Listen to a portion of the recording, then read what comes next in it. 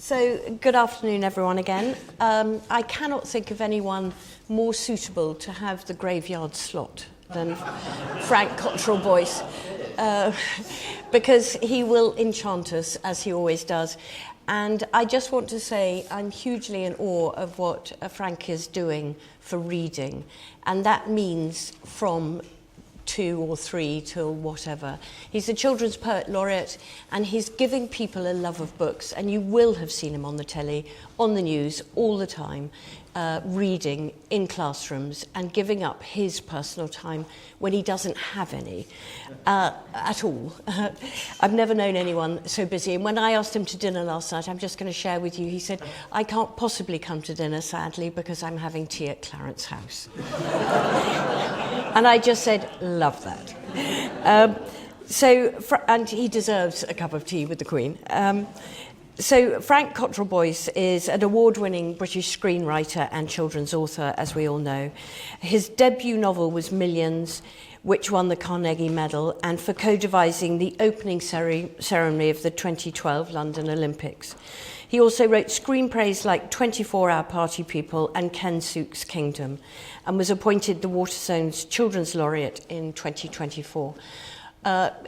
Everyone's written their own biog, but what he has left out, which I'm sure you all know about, is that he devised the Queen coming in with the parachute at the London 2012 Olympics, and the James Bond one. And anyone who can get the Queen to do that is marvellous. And it wasn't AI.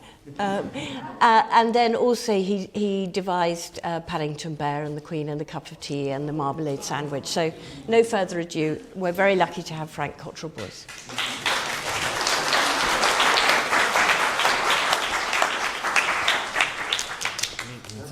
Clemency was talking about the fact that DNA is in its early stages as a science. And another thing that's in its early stages of science, unbelievably, is what goes on inside babies' brains. There's very, very little work on this until very, very recently, because babies won't sit still, and you can't throw them in an MRI scanner, and you can't get them to respond to texts, and you can't get them to respond to tests. So they're very, very difficult to test. And recently, as Laureate, I've been working with the University of East London Baby Development Lab to think about what happens in babies' brains. And the more we think about it, the more Edward Lear becomes a key character. He is, to use another of Clemency's phrases, a type specimen about how we play. So I'm going to begin, so that's the context in which I'm going to talk about Lear. So I'm going to begin by showing you just a little tiny short film about the Baby Development Lab.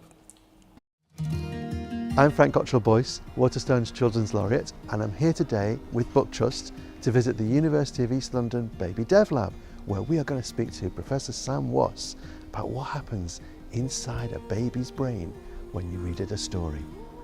Our brains and bodies naturally work through rhythm, so rhythms create stability, rhythms create meaning.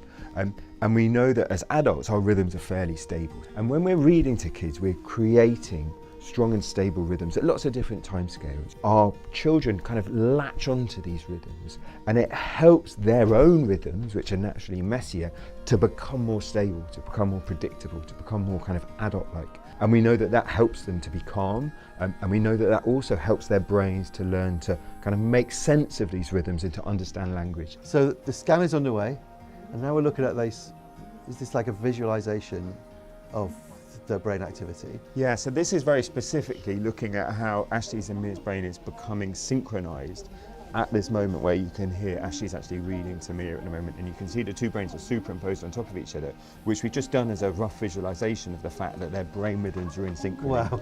Wow. So what's happening is Ashley's speech is creating strong rhythms in her brain, and Mia's brain is tracking on, is latching onto these rhythms that Ashley's creating, and it's helping their brains to get into the same state at the same time. So it's like a song and she's joining in? It's a song and she's joining in, yeah, and they're both singing to the same beat, and it's all been driven by this shared language input. It's been really great seeing the work today, because it's been really important for us at Book Trust to be able to show the neuroscience behind the work that we're doing and why early years reading really matters. Yeah, so it's been really great being part of the Reading Rights campaign, really special for me, because so much kind of neuroscience is quite kind of abstruse and technical, and to do something that actually feels like you're making a difference, it's been really, really fantastic for me. I've always known that reading with a child was an enriching experience and a bonding experience and something great. But here at Sam, it's like, it's more than that, it's something fundamental. It's something that's happening at a biological level, and it's part of how we become a person. Something happens in that moment between a child and someone who loves that child that is key to becoming a human. So we really need to defend that space. The change we want to see out of the Reading Rights campaign is to get on the widest agenda possible that reading is not just about education and literacy, that the wider benefits of shared reading, happiness, well-being, emotional connection and bonding, as well as speech and language, are absolutely key and come straight out of shared reading with a small child. We're launching the Reading Rights Report. This is Frank and Book Trust's vision about how we bring together the really critical coalition of people who can get shared reading across the country to make sure that every child in this country is read to from the earliest age. With the Reading Rights Report, I'm asking for help to make this vision a reality. It's really, really urgent, but it's also really achievable. The invisible privilege of reading needs to become a universal right. Okay, I'll stop there. Okay. So there are themes in there that I'm going to come back to. One of them is rhythm and music and shared reading. But I'm going to start by talking a little bit about Edward Lear. How pleasant to know Mr Lear, who has written such volumes of stuff. Some think him ill-tempered and queer, but a few think him pleasant enough. He weeps by the side of the ocean. He weeps on the top of the hill. He purchases pancakes and lotion and chocolate shrimps from the mill. He reads, but he cannot speak Spanish. He cannot abide ginger beer. Ere the days of his pilgrimage vanish, how pleasant to know Mr Lear. So I hope we get to know him a little bit better in the next half an hour. Lear was from a very big family. I think he's the 16th out of 17 children. And into his early years, they were a very prosperous family. They lived in Whitechapel. His father was a city trader. They had some kind of manufacturing thing going on as well. And then when Lear was about 4 or 5, it all went horribly wrong. And the dad lost lots and lots of money. And Lear was sent away to live with his oldest sister, Anne, on Gray's Inn Road. So the first thing that sort of struck me about that, I knew that for a long time, but a couple of weeks ago I was at Norris Green at a project for kinship carers. These are children who are looked after by older siblings or by grandparents, and what a kind of trauma that always is. You know, no matter how naturally, in the Norris Green project, that was a lot of people who'd been, parents lives had gone horribly wrong through addiction or whatever. So that becoming a kinship cared child is a sort of series of traumas. This is obviously a trauma for Lear, that his whole family completely changed status, that he went to live with his sister whose power over him is kind of questionable, and what is that? A lot of uncertainty. And kids who experience kinship care often have incredibly vivid and intense memories of what was life like before. They have this kind of Edenic vision of their own childhood. And it really struck me thinking about someone who I will refer to again later in the speech, that one person that you all know about who experienced kinship care was John Lennon, who was brought up by his mother's sister because his mother was deemed not capable of looking after him, and ultimately because his mother died. And I'm always struck by the Beatles, that they were very, very young. They were men in their early 20s. But if you, as an adult, listen to those songs, they're soaked in nostalgia. Why did 22-year-olds write songs like "There are places I'll remember all my life, some have gone"? And they sound like someone my age. And I think it's because of that sense of loss and that intensity of childhood is part of the pattern of kinship care children. And Lear definitely had that, and he had that access to childhood, to the vividness of childhood, to childhood memory, and to that sense of childhood as a sort of Eden. And another kind of trait of kinship care, he was never very well. There was always something wrong. He suffered very badly from epilepsy, which he tried to keep secret.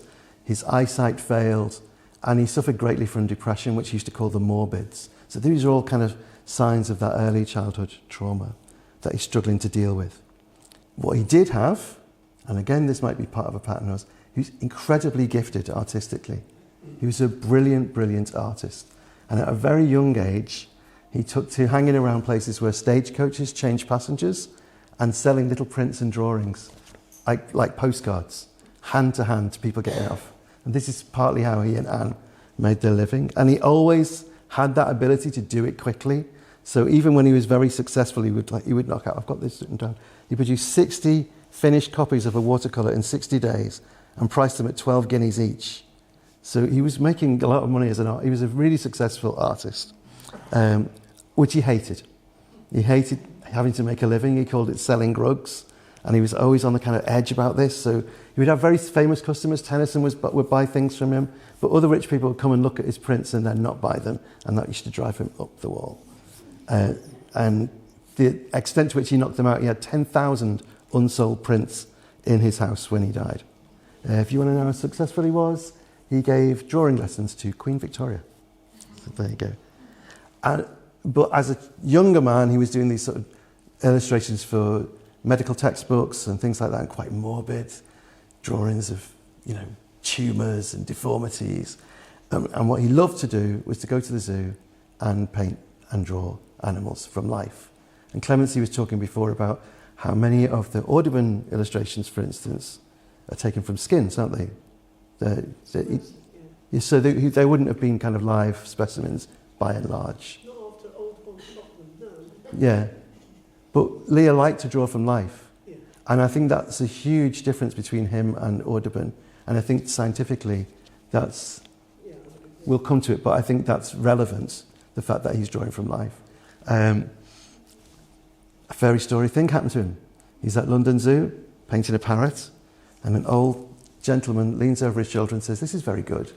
Would you like to come and paint some of my parrots at Knowsley Hall?" And this was like a huge, it's like something out of a children's story, isn't it? Absolutely out of a children's story. That's how he comes to Knowsley Hall, which he'd never heard of. He'd never been there, never heard of it before. So every now and then I'm going to stop and do one of his limericks, okay? Because we should have his spirit in the room this afternoon. There was an old man of Peru who never knew what he should do. So he tore off his hair and behaved like a bear, that intrinsic old man of Peru. So Peru and bears, he was onto the Paddington thing, long ahead of his days.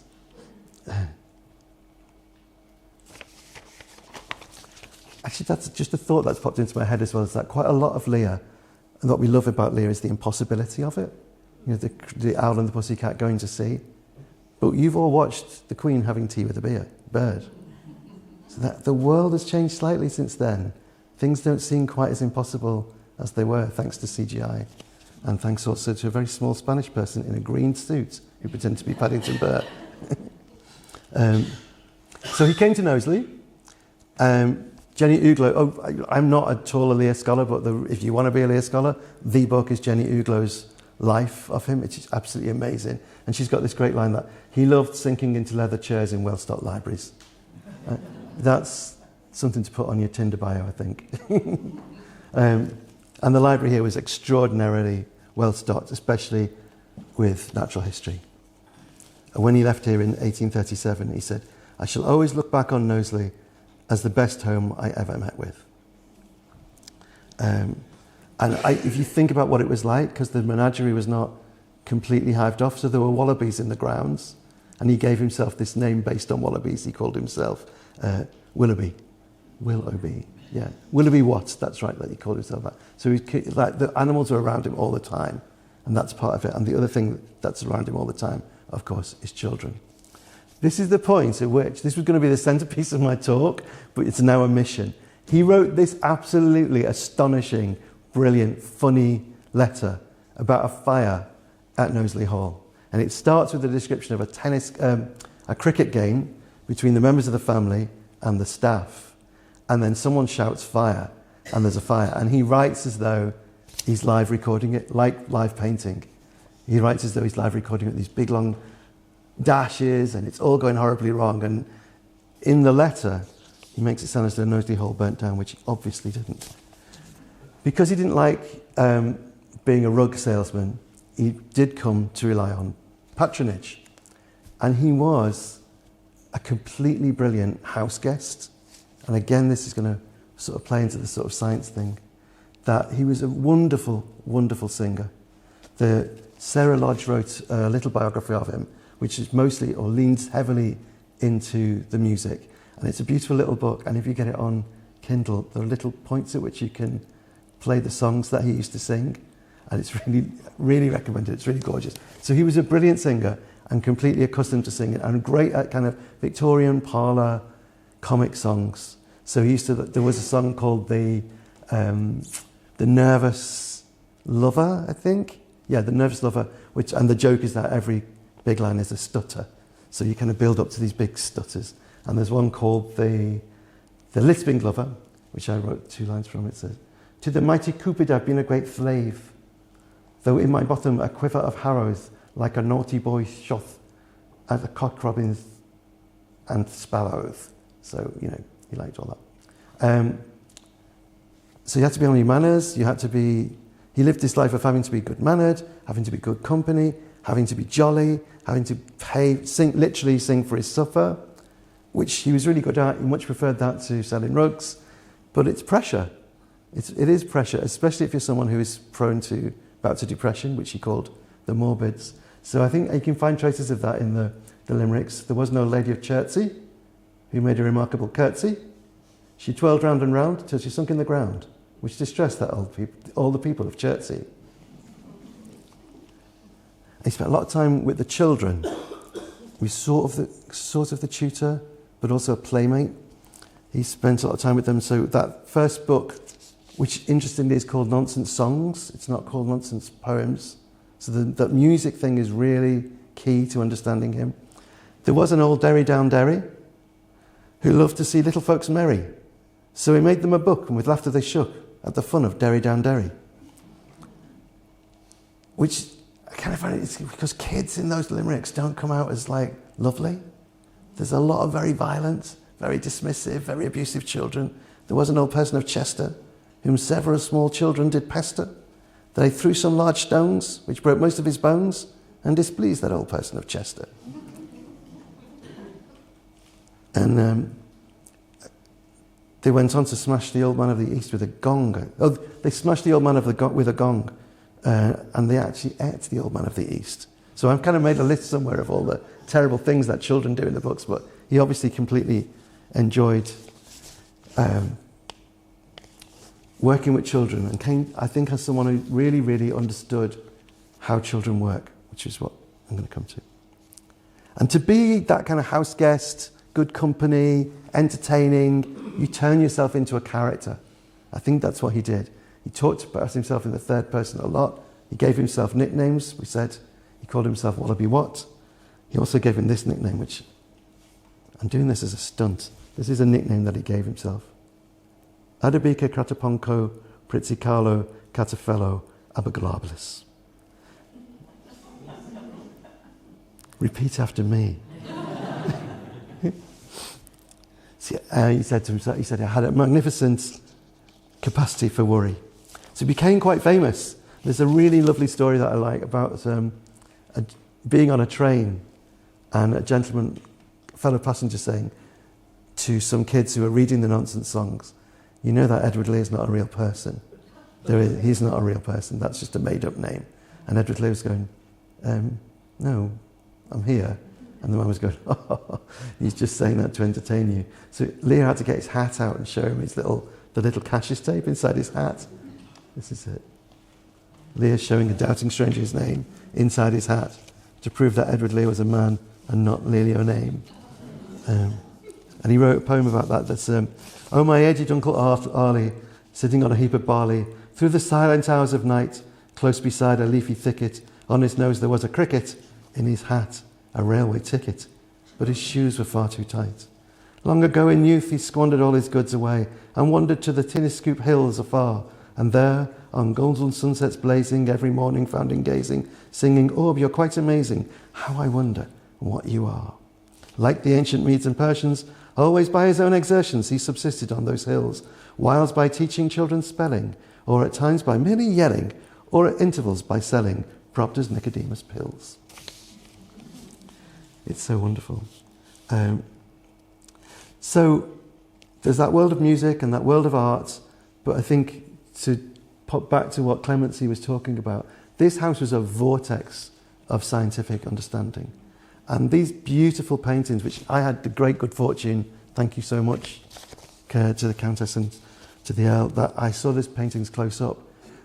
There's something really, really emotional about looking at them, because the intensity of the detail and the accuracy of the detail, the kind of the raw attention that's captured there in those pictures by someone whose eyesight was failing.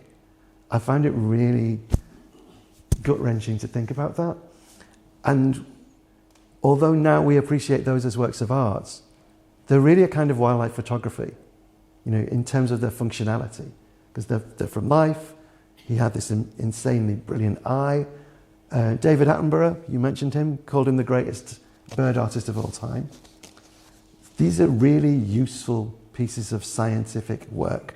These are not just decorative or pleasing. These are crucial bits of scientific. Darwin borrowed a copy of, we know that. I don't think he ever met Darwin, but he went to, but Lear was at the inaugural meeting of the British Association of Scientists, which I think is kind of when people started using scientists as a specialism, as opposed to just I think that's the word, that's when scientists became a profession. So he was out that, but Darwin was on the Beagle at the time, so they didn't kind of meet then, but Darwin borrowed that book. So this is like a really important component in a really great moment in science happening in this house. Yeah, so Clemency's possum, I was looking at that possum thinking, Just wondering if they met or not. you see, I think they didn't, because he went travelling so much. You know, after he left Knowsley, he never sat still. He was everywhere. He became this great travel writer and this great illustrator of foreign scenes and kind of a postcard maker, really. Okay. So I'm going to push for him being a very important intellectual part of the intellectual life, which he would hate me for saying, I think. He said, I got this from a letter, the critics are very silly to see politics in such bosh. Not but bosh requires a great deal of care. I love that. For it's a sine qua non in writing for children to keep what they have to read perfectly clear and right and incapable of any meaning but bosh. I say I love the fact that there's so much work in producing something so completely for fun that, you know, it has to be kept out. And I love the kind of, there's a crossover really between that scientific world and the world of bosh, which is the Latin names of things, which even you were struggling with before. So if I look at that, I love this picture.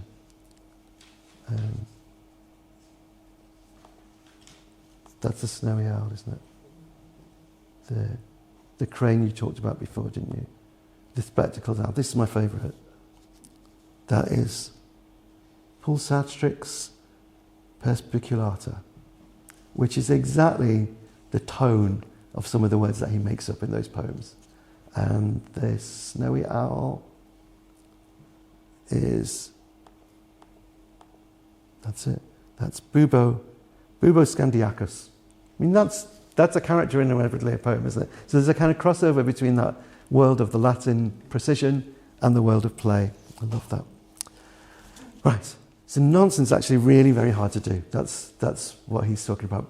Bosh, you have to take a great deal of care. And very, very few people have done nonsense in the way that Lear did it. They're endlessly playful. So there are people who tried. So I talked about John Lennon before, and John Lennon, of course, wrote a lot of nonsense. Lucy in the Sky with Diamonds sounds very like a Lewis Carroll thing. Could be from Alice. He wrote a book called In His Right, which was hugely popular, a big seller at the time, which is full of nonsense poetry. I copied a line out from that. I sat below down a tree, humbled, fat and small. A little lady sang to me, I couldn't see at all. And it's kind of okay. A little bit spiky, a bit weird, and very influenced, I would say, by Spike Milligan, who had a very big poem that we were all taught to recite at school, the Ning Nang Nong, which is very Edward Lear. Oh, the Ning Nang Nong where the cows go bong and the monkeys all say boo. There's a Nong Ning Nang where the trees, there's a Nong Ning Ning where the trees go ping and the teapots jibber jabber too. It's okay. It's all right. It doesn't fly like the Lear does. What is so special about Lear, and why is it so illuminating when we talk about what happens in our brains? What happens when we listen to nonsense? There's a famous limerick about limericks. This isn't by Lear. The limerick packs laughs anatomical into space that is quite economical. But the good ones I've seen so seldom are clean, and the clean ones so seldom are comical. So that's quite a challenge, but he always meets it. All his limericks are childlike, and they're all funny. So he squared that circle. I think he's out on his own. I don't think there's anybody else quite like him. He's often bracketed with Lewis Carroll, obviously. But if we think about the character of Carroll that comes through Carroll's work, you can feel that kind of slightly pernickety Don. Lear would run across your grass. Lewis Carroll would be the one saying, you mustn't walk on the grass. You know? That even the most sublime of Carroll's nonsense poems invite you to engage in them intellectually. So if I say, 'twas brillig and the slithy toves, did gyre and gimble in the wave, all mimsy were the borogroves, and the mome raths outgrabe. You can feel the Anglo-Saxon behind that, and you're being asked to kind of speculate on the etymology of those words. And in fact, of course, as soon as the poem's finished, we have a little lecture about what they might mean and how words work. It's always something intellectual or behavioural. It's always about people kind of misbehaving or going to the wrong place. I mean, I think it's the greatest book in the English language, but there is that element of it. And saying but is wrong. It has that element to it, which is, you can always feel him and you know who he is. And I love the rebellion of it. So a lot of the poems in Lewis Carroll are parodies of other poems. So your old father, William, the young man said, and your hair is become very white. And yet you incessantly stand on your head. Do you think that at your age that is right? Which is brilliant. It's a parody of a poem by Southey, which is very instructional. So in the days of my, the Southey one goes, in the days of my youth, Father William replied, I remembered my youth would fly fast. No offence. And abused not my health and my vigour at first, that I never might need them at last. So it's this incredibly pious poem. And there's the Lewis Carroll poem, How doth the little crocodile improve his shining tail, which is a Mickey take of How doth the busy bee improve each shining hour. So there's kind of a rebellion in Alice. There's a rebellion there. There's a kind of taking down of all this didacticism and all this preaching. It's like, so you can feel that there as well. But in Lear, it's something else. It's something completely joyful, I think. And I've tried to think hard about the mechanics of what that could be. So one of the things we talk about in the baby lab is a little bit, you sort of glimpsed a little bit of it there with Sam, that one of the things that happens when we read or sing to babies, Sam's phrase is that babies' brains are messy, that everything's going all over the place all the time. Life is completely overwhelming if you are a baby. So a few weeks ago, you're an aquatic creature. And now suddenly, you're in East London. And everything is just too much. And you're being bombarded by data and images and emotions, and then you just fall asleep while you process it. And then it's all, there's my mum, I'm hungry. What's the wind? What's that noise? That's how babies live. Everything is really, really huge to them. And of course, like, part of my thing is that we're making that even bigger because we stream things. You know, they look at screens and we amplify the speed of everything. So part of the reading experience is that you slow it right down. So a baby with a book has one picture in front of it, and it can look at that picture for a long time. And we've been very granular. We've got very granular and nerdy about what that actually is. So you, as grown-ups, you can process images at like 24 frames a second, and that's why movies move at 25 frames a second, so you don't see individual images. But right up to 24, you can probably pick out individual images. Very little babies, it can take 5 seconds to process one. So think about what that means, that life is incredibly staccato. It's like it's strobing.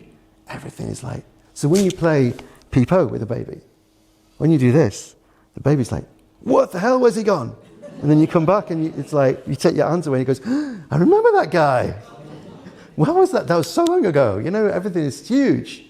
And the reading experience slows it right down. And if you think about whenever you read to babies, they wanted to turn the page back or turn the book upside down. These are the first expressions of agency.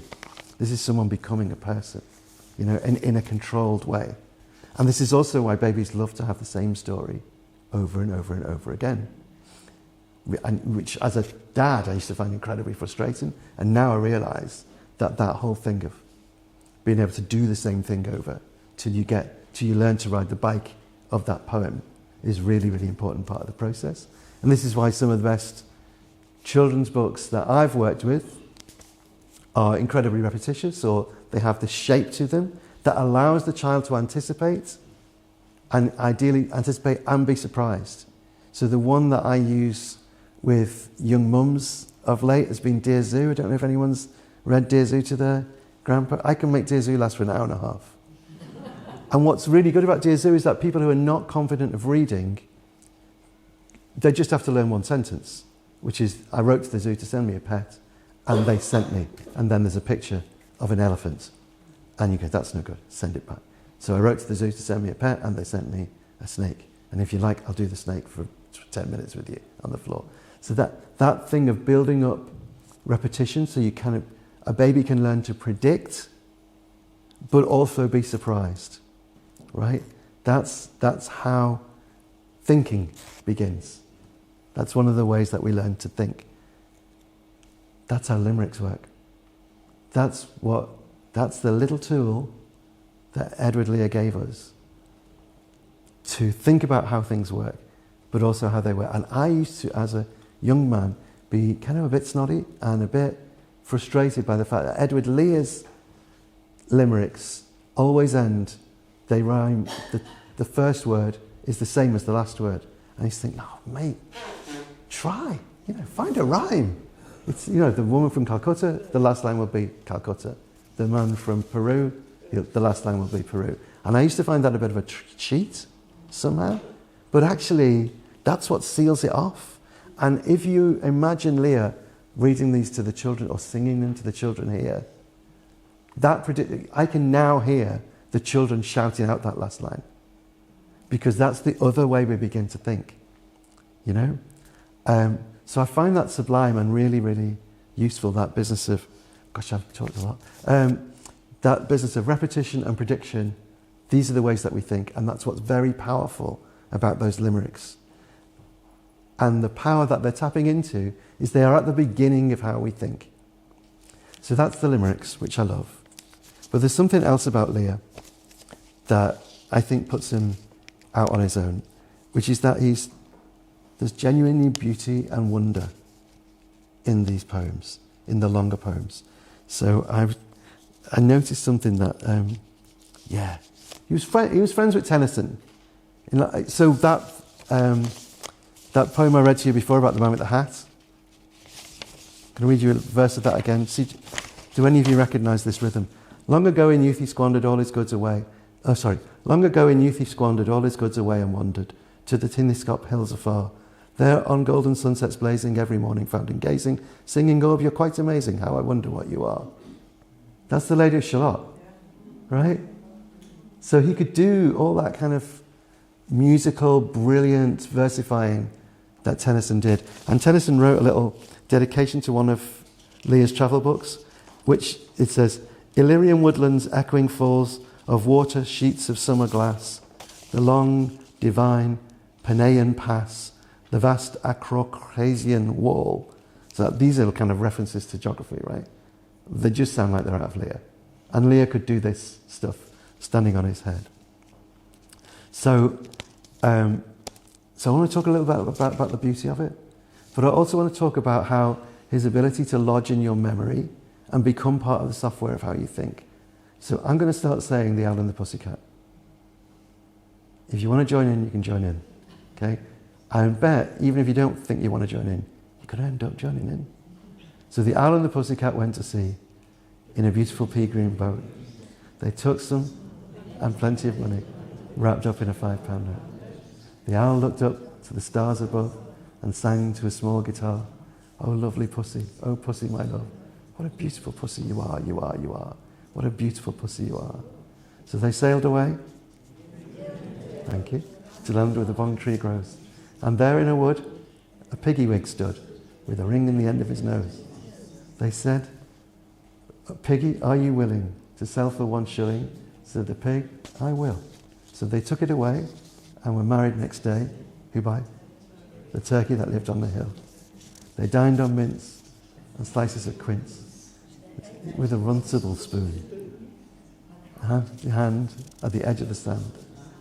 They danced by the light of the moon, the moon, the moon. They danced by the light of the moon. Give yourselves a round of applause, you were brilliant.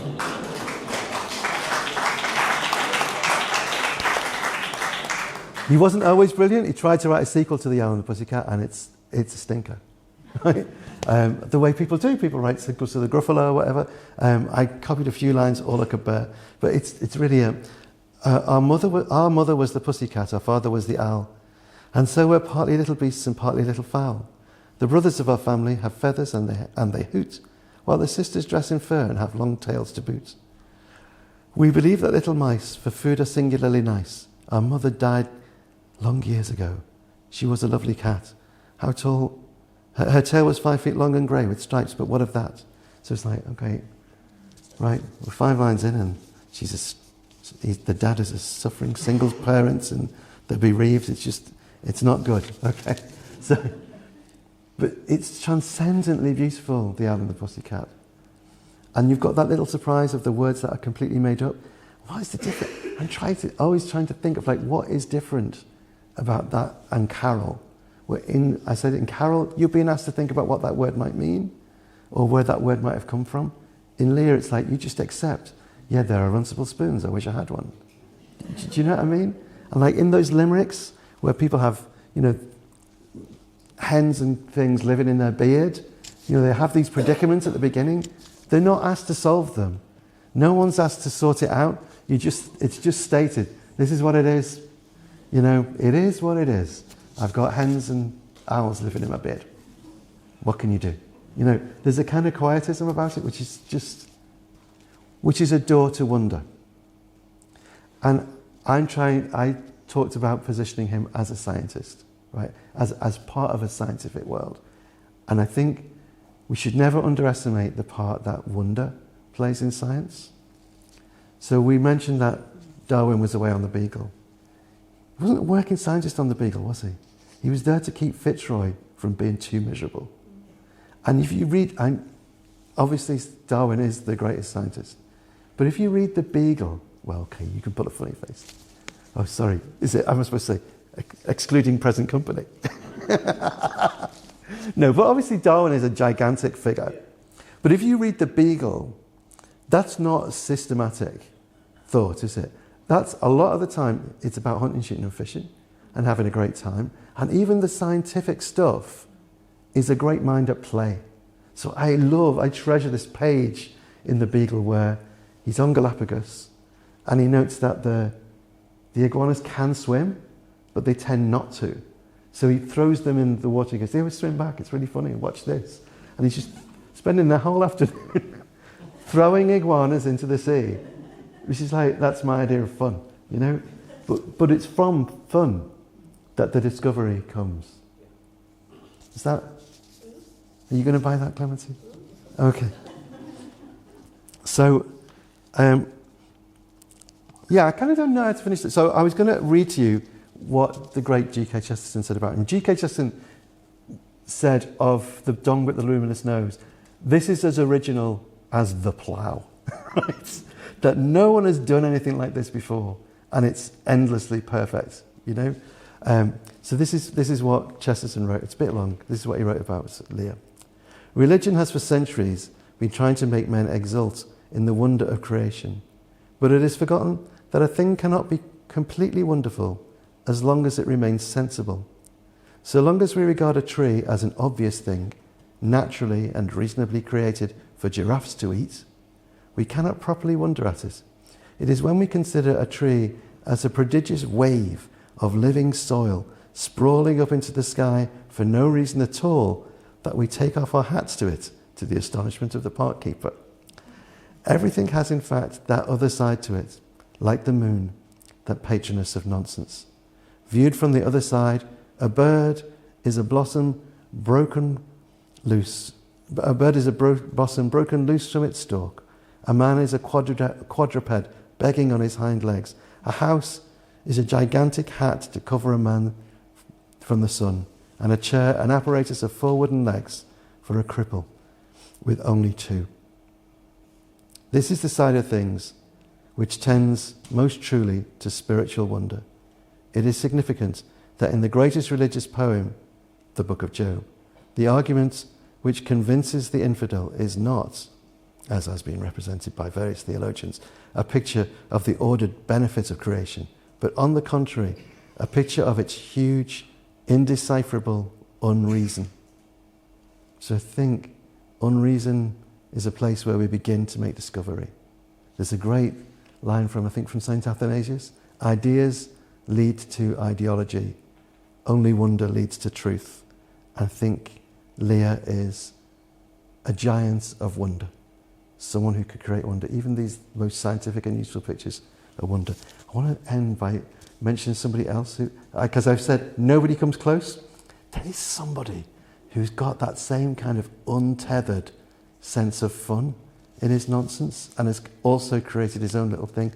Ken Dodd. Once you've said it, it's there, isn't it? It can, like, that ability to make up words, that somehow you know what they mean, but you're not drawn to kind of question what they are. Tatifilarious, discombobulated. That whole trope that Doddy had of what a great day for. What a great day for knocking on the door of the Kremlin and saying, "Is Lenin?" Yeah. What a great day for stuffing your tights with ice cream, standing on your head and saying, "How's this for a Knickerbocker glory?" What a great day for running over a nearly extinct owl in New South Wales with your truck and saying, "It's extinct." Well, they think it's extinct. Well, it is now. Okay. They think it's all over, but it is now. So, yeah, so that's an ending. So, tatty bye, everybody.